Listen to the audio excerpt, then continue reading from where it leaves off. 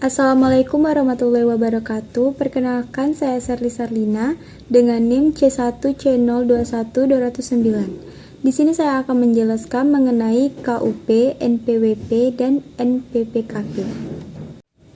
Baiklah, kita akan masuk ke pembahasan yang pertama, yaitu pengertian KUP. Ketentuan Umum dan Tata Cara Perpajakan atau KUP adalah peraturan perpajakan yang mengatur tentang ketentuan umum dan tata cara perpajakan bagi wajib pajak yang mulai berlaku pada tanggal 1 Januari 2008. Terlebih dahulu, lihatlah beberapa istilah yang terkait dalam ketentuan umum dan tata cara perpajakan, yaitu yang pertama wajib pajak, yaitu orang pribadi atau badan yang menurut ketentuan peraturan perundang-undangan perpajakan ditentukan untuk melakukan kewajiban perpajakan, termasuk pemungutan pajak atau pemotong pajak tertentu, atau orang atau badan yang telah memenuhi syarat-syarat kewajiban pajak subjektif dan objektif. Wajib pajak ada dua macam, yaitu yang pertama, orang atau pribadi, adalah orang pribadi yang bertanggung jawab atas pembayaran pajak. Yang kedua, badan, adalah PT, CV, BUMN atau BUMD, dan dalam bentuk apapun, baik yang melakukan usaha maupun yang tidak. Selanjutnya, pengertian badan. Badan adalah sekumpulan orang atau modal yang merupakan kesatuan baik yang melakukan usaha maupun yang tidak melakukan usaha, yang meliputi perseroan terbatas, perseroan komanditer, perseroan lainnya, badan usaha milik negara atau badan usaha milik daerah dengan nama dan dalam bentuk apapun, firma, kongsi, koperasi, dana pensiun, persekutuan, perkumpulan, yayasan, organisasi massa, organisasi sosial politik, atau organisasi lainnya, lembaga, dan bentuk hukum lainnya, termasuk kontrak investasi kolektif dan bentuk usaha tetap. Selanjutnya, tahun pajak. Dalam pasal 1 angka 8 Undang-Undang KUAP, pengertian tahun pajak adalah jangka waktu 1 tahun kalender kecuali bila wajib pajak menggunakan tahun buku yang tidak sama dengan tahun kalender. Berdasarkan definisi tersebut, dapat disimpulkan bahwa tahun pajak akan mengikuti tahun buku wajib pajak. Wajib pajak diperbolehkan menggunakan tahun pajak yang tidak sama dengan tahun kalender, dengan syarat konsisten selama 12 bulan dan melapor kepada Kantor Pelayanan Pajak atau KPP setempat. Selanjutnya, masa pajak. Dalam pasal 1 angka 7 Undang-Undang KUAP, masa pajak adalah jangka waktu yang menjadi dasar bagi wajib pajak untuk menghitung, menyetor, dan melaporkan pajak yang terhutang dalam suatu jangka waktu tertentu, sebagaimana ditentukan dalam Undang-Undang KUAP. Lebih lanjut, dalam pasal 2A Undang-Undang KUAP dijelaskan bahwa masa pajak adalah sama dengan 1 bulan kalender atau jangka waktu lain yang diatur dalam Peraturan Menteri Keuangan, paling lama 3 bulan kalender. Selanjutnya, bagian tahun pajak. Pengertian bagian tahun pajak adalah bagian dari jangka waktu 1 tahun pajak. Bagian dari jangka waktu 1 tahun pajak bisa 1 bulan kalender atau beberapa bulan kalender.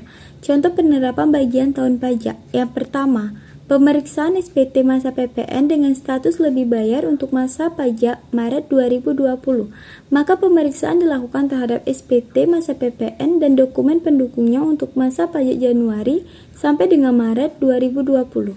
Yang kedua, pemeriksaan SPT masa PPN dengan status lebih bayar untuk masa pajak November 2020. Maka pemeriksaan dilakukan terhadap SPT, masa PPN, dan dokumen pendukungnya untuk masa pajak Januari sampai dengan November 2020. Selanjutnya, hak dan kewajiban pajak. Sebagai wajib pajak di Indonesia, kita memiliki hak dan kewajiban yang harus dipatuhi. Ketentuan terkait hak dan kewajiban pajak ini telah diatur dalam Undang-Undang Ketentuan Umum dan Tata Cara Perpajakan. Berikut hak-hak wajib pajak yang bisa kita dapatkan. Yang pertama, hak dalam hal wajib pajak dilakukan pemeriksaan. Berhak untuk melihat tanda pengenal pemeriksa, meminta surat perintah pemeriksaan, menerima penjelasan terkait maksud dan tujuan pemeriksaan, meminta detail perbedaan antara hasil pemeriksaan dan SPT, serta hadir saat pembahasan akhir hasil pemeriksaan dalam batas waktu yang ditentukan. Yang kedua, hak mengajukan keberatan banding dan peninjauan. Apabila wajib pajak tidak setuju dengan surat ketetapan pajak dari Ditjen Pajak, maka dapat mengajukan keberatan. Wajib pajak juga berhak mengajukan banding hingga peninjauan kembali ke Mahkamah Agung. Yang ketiga, hak atas kelebihan pembayaran pajak. Jika membayar pajak dengan jumlah lebih banyak dari seharusnya, maka Anda berhak menerima kelebihan bayarnya. Caranya adalah mengirimkan surat permohonan ke Kepala Kantor Pajak atau melalui surat pemberitahuan atau SP. Yang keempat, hak pengembalian pendahuluan kelebihan pembayaran pajak, yaitu bagi Anda yang termasuk wajib pajak patuh, maka berhak mendapat pengembalian pendahuluan kelebihan pembayaran pajak dalam waktu minimal 1 bulan untuk PPN dan 3 bulan untuk PPH, terhitung sejak surat permohonan diterima Ditjen Pajak. Yang kelima, untuk mengangsur dan penundaan pajak. Pada kondisi-kondisi tertentu, wajib pajak bisa meminta permohonan pengangsuran atau penundaan untuk pembayaran pajak sesuai dengan ketentuan peraturan perpajakan di Indonesia. Yang keenam, hak kerahasiaan, yaitu hak dan kewajiban pajak juga menyangkut perlindungan kerahasiaan atas semua informasi yang Anda sampaikan kepada Ditjen Pajak terkait kepentingan perpajakan. Hal-hal yang dilindungi mencakup data diri pihak ketiga yang bersifat rahasia. Yang ketujuh, hak pengurangan pajak bumi dan bangunan atau PBB, yaitu apabila terjadi kondisi tertentu, misalnya kerusakan bumi dan bangunan akibat bencana alam, wajib pajak berhak mengajukan pengurangan pajak, terutama PBB. Yang kedelapan, hak penundaan pelaporan SPT tahunan, yaitu wajib pajak dapat mengajukan perpanjangan atau penundaan penyampaian SPT tahunan PPh orang pribadi maupun PPh badan dengan alasan atau kondisi tertentu. Yang kesembilan, hak pembebasan pajak, yaitu wajib pajak berhak mengajukan permohonan pembebasan pemungutan atau potongan pajak penghasilan dengan alasan atau kondisi tertentu.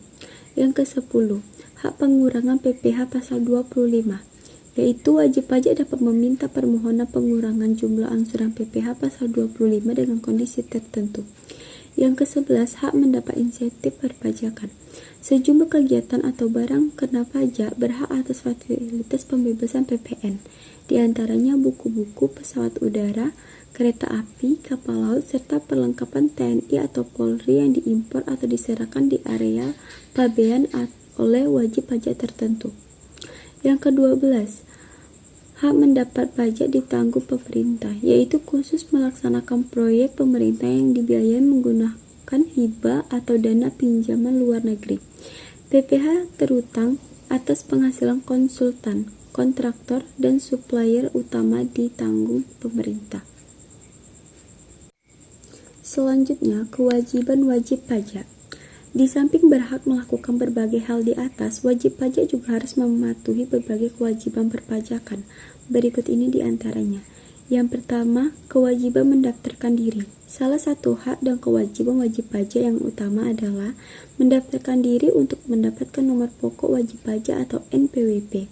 Hal ini bisa dilakukan di KP2KP atau KPP.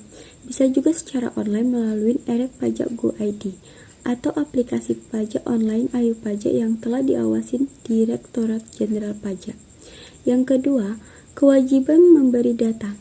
Data yang dimaksud adalah informasi orang pribadi atau badan yang dapat menunjukkan kegiatan atau usaha, penghasilan atau kekayaan, peredaran usaha termasuk informasi terkait transaksi keuangan dan lalu lintas devisa, nasabah debitur kartu kredit hingga laporan keuangan atau laporan kegiatan usaha yang disampaikan kepada instansi lain di luar Ditjen Pajak.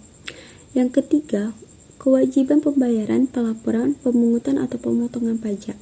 Wajib pajak harus menghitung, membayar, dan melapor pajak terutangnya sendiri. Anda bisa melakukan hal ini secara mudah dan praktis melalui platform Ayo Pajak. Yang keempat, kewajiban pemeriksaan. Contoh kewajiban yang dimaksud adalah memenuhi panggilan untuk menghadiri pemeriksaan, memberi izin untuk memasuki ruang atau tempat yang dinilai perlu, dan memberi keterangan jika dibutuhkan. Selanjutnya, tugas dan wewenang penjabat pajak Fiskus. Berikut ini merupakan tugas dan wewenang yang diberikan oleh Fiskus. Yang pertama, menerbitkan surat ketetapan pajak. Surat ketetapan pajak yang dapat diterbitkan oleh Fiskus adalah terkait dengan penyetoran atau penagihan pajak, baik itu pajak negara maupun daerah, kecuali untuk pajak negara yang berkaitan dengan bea materai, bea masuk, dan bea cukai. Yang kedua, menerbitkan surat tagihan pajak, yaitu surat ini merupakan surat yang digunakan oleh penjabat pajak untuk dapat melakukan penagihan pajak atau sanksi administrasi dan denda kepada wajib pajak. Surat tagihan pajak ini bersifat memaksa, dan wajib pajak tidak memiliki kewenangan untuk mengajukan keberatan. Yang ketiga, menerbitkan keputusan. Fiskus atau pejabat pajak memiliki kewenangan untuk menerbitkan keputusan yang berkaitan dengan pengelolaan pajak negara pusat atau pajak daerah, khususnya adalah pajak yang berkaitan dengan pajak penghasilan, pajak pertambahan nilai, dan pajak penjualan atas barang mewah. Yang keempat, melakukan pemeriksaan. Pemeriksaan ini terkait dengan serangkaian kegiatan untuk dapat mencari, mengumpulkan, mengelola data, atau keterangan lainnya berkaitan dengan pemenuhan kepatuhan wajib pajak dalam menjalankan hak dan kewajiban perpajakannya, atau dengan tujuan lain untuk melaksanakan ketentuan yang berlaku pada Undang-Undang Perpajakan. Yang kelima, melakukan penyegelan. Kegiatan penyegelan dilakukan oleh Fiskus dengan tujuan mengamankan atau mencegah hilangnya catatan, buku, dan dokumen yang berhubungan dengan ketentuan perpajakan. Penyegelan ini biasanya dilakukan karena adanya ketidakpatuhan yang dilaksanakan oleh wajib pajak sesuai dengan ketentuan Undang-Undang Perpajakan yang berlaku. Perlu diketahui bahwa penyegelan ini hanya dapat dilakukan kepada wajib pajak terkait dengan pajak penghasilan, pajak pertambahan nilai, dan pajak penjualan atas barang mewah. Yang keenam, melakukan pengangkatan pejabat untuk melaksanakan peraturan perundang-undang perpajakan. Dengan adanya pengangkatan pejabatan ini diharapkan dapat meningkatkan efisien kerja agar pelaksanaan kegiatan perpajakan dapat berjalan dengan baik. Pengangkatan pejabatan ini adalah berkaitan dengan petugas pajak dan juga jurusita pajak. Petugas pajak yang diangkat adalah berasal dari dalam maupun luar Direktorat Jenderal Pajak. Selanjutnya, wewenang penyidik pajak. Terdapat 11 kewenangan penyidik pajak yang diatur dalam Pasal 44 Ayat 2 Undang-Undang KUHP. Yang pertama, menerima, mencari, mengumpulkan, dan meneliti keterangan atau laporan berkenaan dengan tindak pidana di bidang perpajakan agar keterangan atau laporan tersebut menjadi lebih lengkap dan jelas. Yang kedua, meneliti, mencari, dan mengumpulkan keterangan mengenai orang pribadi atau badan tentang kebenaran perbuatan yang dilakukan sehubung dengan tindak pidana di bidang perpajakan. Yang ketiga, meminta keterangan dan bahan bukti dari orang pribadi atau badan sehubung dengan tindak pidana di bidang perpajakan. Yang keempat, memeriksa buku, catatan, dan dokumen lain berkenaan dengan tindak pidana di bidang perpajakan. Yang kelima, melakukan penggeledahan untuk mendapat bahan bukti pembukuan, pencatatan, dan dokumen lain serta melakukan penyitaan terhadap bahan bukti tersebut. Yang keenam, meminta bantu tenaga ahli dalam rangka pelaksanaan tugas penyidik tindak pidana di bidang perpajakan. Yang ketujuh, menyuruh berhenti atau melarang seseorang meninggalkan ruang atau tempat pada saat pemeriksaan sedang berlangsung dan memeriksa identitas orang, benda, atau dokumen yang dibawa. Yang kedelapan, memotret seseorang yang berkaitan dengan tindak pidana di bidang perpajakan. Yang kesembilan, memanggil orang untuk didengar keterangannya dan diperiksa sebagai tersangka atau saksi. Yang kesepuluh, menghentikan penyidik. Yang kesebelas, melakukan tindakan lain yang perlu untuk kelancaran penyidikan tindakan pidana di bidang perpajakan menurut ketentuan peraturan perundang-undangan. Selanjutnya, hak mendahului. Apabila wajib pajak atau penanggung pajak pada saat yang sama di samping mempunyai utang-utang pribadi juga mempunyai utang terhadap negara, di mana harta kekayaan dari wajib pajak tidak mencukupi untuk melunasi semua utang-utangnya, maka negara memiliki hak mendahului atas tagihan pajak tersebut sesuai dengan bunyi pasal 21 Undang-Undang Nomor 6 Tahun 1983 JO. Putusan yang telah mempunyai kekuatan hukum tetap segera disampaikan oleh pengadilan negeri kepada kantor lelang untuk dipergunakan sebagai dasar pembagian hasil lelang. Hak mendahului dengan sendirinya hilang jika tidak digunakan oleh fiskus. Setelah jangka waktu 2 tahun sejak diterbitkan STP atau SKPKB atau SKPKBT atau SK. Keberatan atau permohonan banding, kecuali jika sebelum jangka waktu 2 tahun fiskus mengeluarkan surat paksa untuk mencegah daluarsa hak mendahului itu. Hak mendahului untuk menagih utang pajak dengan sendirinya lenyap jika utang pajak tersebut telah lunas dibayar. Selanjutnya, mengenal kewajiban fiskus. Kewajiban dari fiskus terdiri dari 2, yaitu kewajiban umum dan khusus. Yang pertama, kewajiban umum, yaitu memberi bimbingan, penyuluhan, dan penerangan kepada wajib pajak agar mereka memiliki pengetahuan dan keterampilan yang dapat membantunya dalam melaksanakan hak dan kewajiban perpajakan. Yang kedua, kewajiban khusus, yaitu wajib menerbitkan NPWP sementara dalam jangka waktu 3 hari setelah formulir permohonan pendaftaran diterima. Yang kedua, wajib menerbitkan NPWP dalam jangka waktu 3 bulan setelah formulir permohonan pendaftaran diterima. Yang ketiga, melakukan penerbitan surat keputusan atas pengukuhan pengusaha kena pajak dalam jangka waktu 7 hari setelah formulir permohonan pendaftaran diterima. Yang keempat, melakukan penerbitan surat keputusan kelebihan pajak dalam jangka waktu 1 bulan setelah tanggal diajukannya surat kelebihan pembayaran pajak dari wajib pajak. Yang kelima, melakukan penerbitan surat perintah membayar kelebihan pajak dalam jangka waktu 1 bulan setelah diajukannya surat keputusan kelebihan pembayaran pajak. Yang keenam, melakukan penerbitan surat keputusan angsuran atau penundaan pembayaran pajak dalam jangka waktu 3 bulan yang berkaitan dengan angsuran atau penundaan surat ketetapan pajak, surat ketetapan pajak tambahan, dan surat pemberitahuan pajak, serta berkaitan dengan pengurangan angsuran pajak penghasilan dalam jangka waktu 10 hari. Yang ketujuh, melakukan penerbitan surat keputusan atas keberatan yang telah diajukan wajib pajak dalam jangka waktu 3 bulan sejak diterimanya surat permohonan keberatan. Yang kedelapan, memberi keputusan yang berkaitan dengan pengurangan atau penghapusan bunga denda serta kenaikan dan juga pengurangan atau pembatalan terkait dengan ketetapan pajak dalam jangka waktu 3 bulan terhitung sejak tanggal penerimaan permohonan. Yang kesembilan, wajib merahasiakan data atau informasi yang berkaitan dengan wajib pajak. Selanjutnya, definisi NPWP dan NPPKP. Yang pertama, definisi NPWP. NPWP adalah singkatan dari nomor pokok wajib pajak, yaitu nomor yang diberikan pada wajib pajak untuk sarana dalam administrasi perpajakan sebagai tanda pengenal atau identitas diri dari wajib pajak dalam memenuhi hak dan kewajibannya.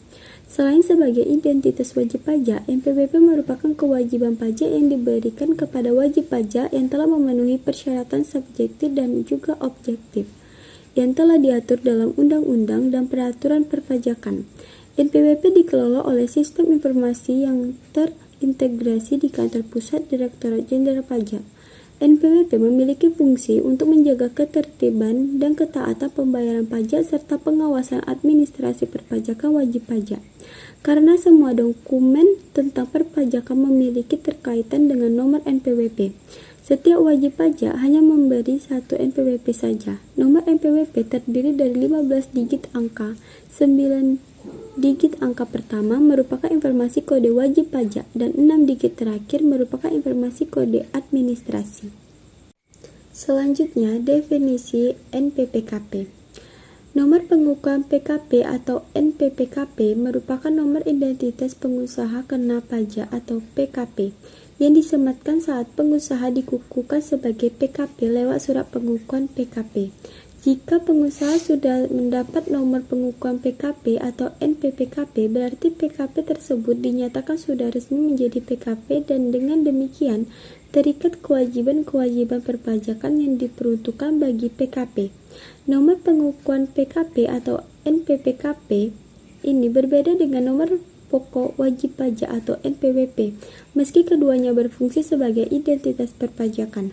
Perbedaannya adalah NPWP merupakan identitas wajib pajak, baik pribadi maupun badan yang merupakan identitas atau bukti kepesertaan dalam melakukan hak dan kewajiban perpajakan. Sedangkan nomor pengukuhan PKP atau NPPKP lebih menitik beratkan pada identitas wajib pajak perorangan dan badan yang terikat dalam kewajiban perpajakan untuk PKP. Selanjutnya, fungsi pendaftaran dan pencantuman. Yang pertama, fungsi pendaftaran dan pencantuman NPWP, yaitu persyaratan administrasi. Dengan memiliki NPWP, kita akan mendapatkan kemudahan dalam mengurus persyaratan administrasi seperti di bank. Beberapa instansi perbankan saat ini mengharuskan memasukkan nomor NPWP sebagai salah satu syarat utama untuk syarat dokumen pendukung untuk mengurus administrasi di tempat tersebut. Yang kedua, mempermudah urusan perpajakan. Manfaat lain dari NPWP adalah berkaitan langsung dengan kemudahan pengurus segala bentuk administrasi perpajakan. Jika tidak memiliki NPWP, Anda bisa jadi tidak berkenan untuk membuat dokumen-dokumen tersebut. Yang kedua, fungsi pendaftaran dan pencantuman NPPKP, yaitu sebagai identitas PKP yang bersangkutan selain tentunya NPWP. Yang kedua, sebagai penanda bagi PKP yang memiliki untuk melaksanakan hak dan kewajiban di bidang pajak pertambahan nilai dan pajak penjualan atas barang mewah. Yang ketiga, sebagai pengawasan administrasi perpajakan. Yang keempat, nomor pengukuhan PKP atau NPPKP tertera dalam surat pengukuhan PKP bersama dengan identitas wajib pajak lainnya seperti nama, NPWP, klasifikasi lapangan usaha, status usaha, hingga kewajiban pajak. Selanjutnya, sanksi dan hapusnya NPWP dan NPPKP.